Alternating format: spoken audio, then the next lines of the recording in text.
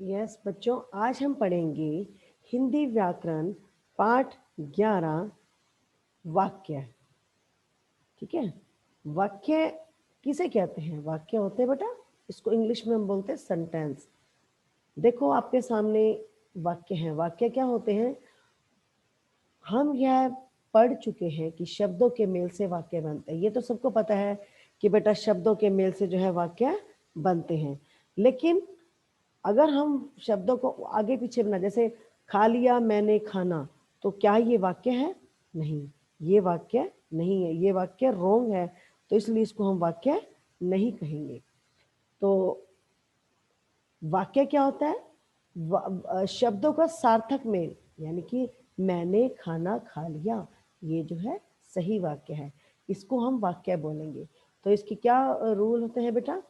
इसमें दिया गया है आपके सामने कि पर यह मेल सार्थक का होना चाहिए, शब्द एक निश्चित क्रम में होने चाहिए। यानी कि वाक्य क्या होते हैं?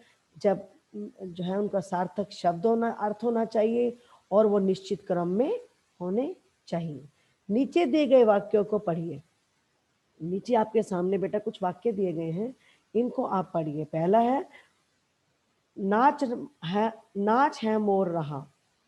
तो देखो ये वाक्य नहीं है। क्यों? क्योंकि इसमें गलत है, वाक्य शब्दों का सही क्रम नहीं है, इसलिए ये वाक्य नहीं है। इसको हम सही वाक्य बनाने के लिए क्या करेंगे? इसको सही क्रम में लिखेंगे शब्दों को। मोर नाच रहा है, तो ये सही वाक्य बना।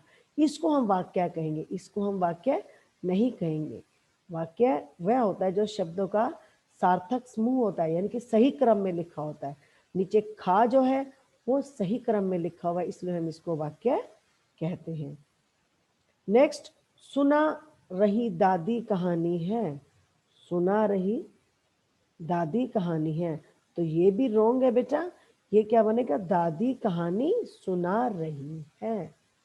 ठीक है, इन वाक्यों में के का वाले भाग में शब्दों का क्रम ठीक नहीं है, इसलिए जो है ये वाक्य नहीं है।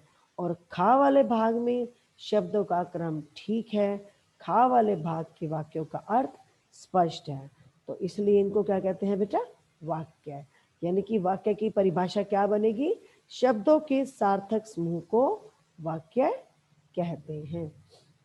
वाक्य में काम करने वाला कर्ता कहलाता है, यानी कि जो काम को करता है वो, उसको हम कर्ता कहते हैं। कर्ता का काम क्रिया होती है, कर्ता का काम होता है किसी काम को करना। अतः प्रत्येक वाक्य में कर्ता और क्रिया का होना जरूरी है। अन्य बातें भी हो सकती हैं और नहीं भी हो सकती। यानी कि बच्चे हमें ये बताना चाहते हैं कि वाक्य में कर्ता और क्रिया दोनों का होना जरूरी है। और बातें हो या ना हो ये जरूरी नहीं है, लेकिन वाक्य में कर्ता और क्रिया का होना जरूरी है। क्रिया होगी तो कर्ता भी होगा, कर्ता होगा तो वो क्रिया भी जरूर करेगा। जैसे उदाहरण दिया गया, रवि नहा रहा है। रवि इसमें कर्ता है और नहा रहा है क्रिया है।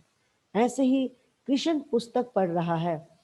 कृष्ण इसमें करता है, पुस्तक इसमें कर्म है, और पढ़ रहा इसमें क्रिया है। कर्म क्या है? मतलब वो कौन सा काम कर रहा है पुस्तक पढ़ने का। अब देखो इसमें ये लिखा रवि नहा रहा है, इसमें कर्म नहीं है, इसमें सिर्फ कर्ता और क्रिया है, ये भी वाक्य है। इसमें कर्म दिया गया है तो ये भी वाक्य है। कृष्ण कर्ता, पुस्तक कर्म, और पढ़ रहा है क्रिया। बच्चों वाक्य के अंग, वाक्य के दो अंग होते हैं, उद्देश्य और विधेय। उद्देश्य क्या होता है? जिसके बारे में कुछ कहा जाए उसे उद्देश्य कहते हैं। और विधेय उद्देश्य के बारे में जो कुछ कहा जाता है, यानी कि जो उद्देश्य कार्य करता है या उसके बारे में कुछ बताया जाता है, उसे हम कहते हैं विधेय। ये ध्यान रखना, उद्देश्य होता है जिसके बारे में कुछ कहा जाए, यानी कि कर्ता। उद्देश्य कौन? जिसके बारे में, किसके बारे में कहा जाता है? कर्ता के बारे में कहेंगे ना। जैसे माता जी खाना बना रही हैं, तो उसमें माता जी उद्देश्य है, खाना बना रही है विधेय होगा। ठीक है, माँ खाना पका रही है, माँ इसमें उद्देश्य है, खाना पका रही है विधेय। काला हिरन दौड़ रहा है। काला हिरन इसमें बच्चों क्या है? उद्देश्य, और दौड़ रहा है विधेय। इसके बाद कुछ और भी उदाहरण आपके सामने दिए हुए हैं। मेरा भाई पढ़ रहा है, मेरा भाई इसमें है उद्देश्य और पढ़ रहा है विधेय। लंका का राजा रावण दुष्ट, लंका का राजा दुष्ट रावण था। लंका का राजा रावण जो है उद्देश्य है और दुष्ट था विधेय। बच्चे तैर रहे हैं, इसमें उद्देश्य है बच्चे और तैर रही हैं विधेय। काली कोयल मीठा गाती है, काली कोयल इसमें उद्देश्य है और मीठा गाती है विधेय।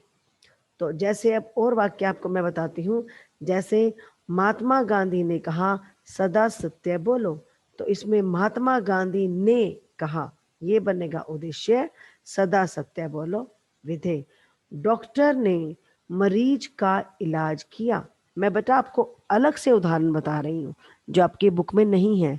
जैसे डॉक्टर ने मरीज का इलाज किया, डॉक्टर ने क्या बनेगा उद्देश्य और इलाज किया, मरीज का इलाज किया बनेगा विधेय। तो इस प्रकार हम उद्देश्य और विधेय की पहचान करते हैं। उद्देश्य जो होता है वो काम को करने वाला यानी कि कर्ता होता है, और विधेय में जो बाकी उसके बाद जो सेंटेंस बचता है वो सारा वाक्य हम विधेय में ही लिखते हैं।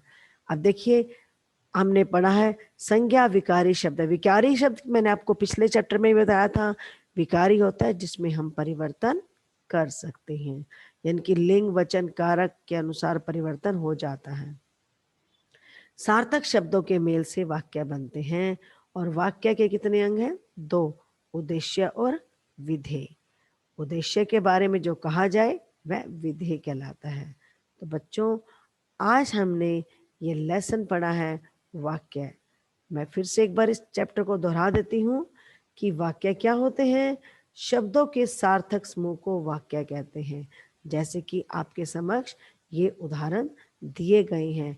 अब पहले वाक्य में नाच है मोर रहा, ये वाक्य सही क्रम में नहीं है, इसमें शब्दों का सही क्रम नहीं है, तो इसको हम वाक्य नहीं कह सकते। अगर हमें इसको वाक्य बनाना है तो हमें शब्दों को सही क्रम में लिखना होगा। जैसे कि खा भाग में लिखा हुआ है मोर नाच रहा है, तो ये हमारा वाक्य है। दूसरा उदाहरण दिया हुआ है सुना रही दादी कहानी है, यानी कि ये वाक्य तो इसमें दिखा रहा है लेकिन हम इसको वाक्य नहीं कहेंगे क्योंकि इसमें शब्दों का सही क्रम नहीं है। खा भाग में शब्दों का सही क्रम है तो हम इसको वाक्य कहेंगे। दादी कहानी सुना रही है। तो फिर से इसकी परिभाषा दोहराती हूँ। शब्दों के सार्थक समूह को वाक्य कहते हैं, और वाक्य में काम करने वाले को कर्ता कहलाता है, और कर्ता का काम होता है क्रिया, यानी कि जो कर्ता होगा वो काम को करेगा, उसको हम कहेंगे क्रिया। फिर आता है वाक्य के 2 अंग। वाक्य के 2 अंग हैं उद्देश्य और विधेय। उद्देश्य क्या होता है बच्चों? जिसके बारे में कुछ कहा जाता है उसे उद्देश्य कहते हैं, और उद्देश्य के बारे में जो कुछ कहा जाए उसे विधेय कहते हैं। जैसे मैंने आपको कुछ उदाहरण अलग से भी दिए जो आपकी पुस्तक में है। जैसे अध्यापक ने पाठ पढ़ाया, अध्यापक ने इसमें क्या बनेगा? उद्देश्य, और पाठ पढ़ाया बनेगा विधेय। ठीक है।